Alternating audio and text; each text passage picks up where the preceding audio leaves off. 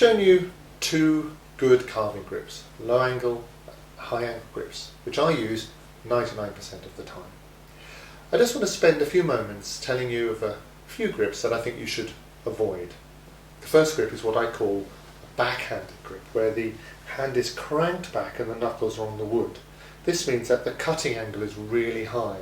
There's a very significant loss of control here. It's also a weaker grip. Far better to reverse your hand and hold the tool properly in this two-handed low angle grip that I've shown you. The second grip that I think is important to avoid is what I call a slack hand. In other words, you've got a basic grip, the basic low angle grip, but the front hand, the one on the blade, is not doing anything. So it's just sitting there, really stopping the tool falling off the wood. Far better, again, to grip the tool properly, put the thumb on the handle and resist this pushing hand from the back. So this is a two-handed grip. All these grips are two-handed. The slack hand converts it into a one-handed grip. So try and avoid that.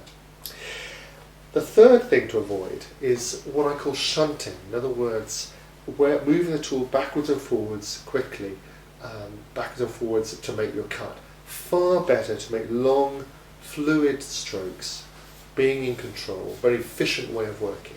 So try to avoid shunting if at all possible. Doesn't mean to say you can't shunt ever, but it's not a good efficient way of working, so try and avoid it. And lastly, I want to warn you against any sort of grip or movement that is moving the tool towards the body or part of your body, especially a grip where you're pulling the tool towards your body like so. It's what I call the harakiri school of carving. It's very dangerous. You've really got to have both hands, all the body, all your body parts behind the cutting edge.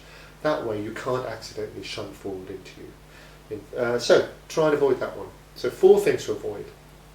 The backhand, a slack hand, shunting, and any sort of movement of the blade towards the body.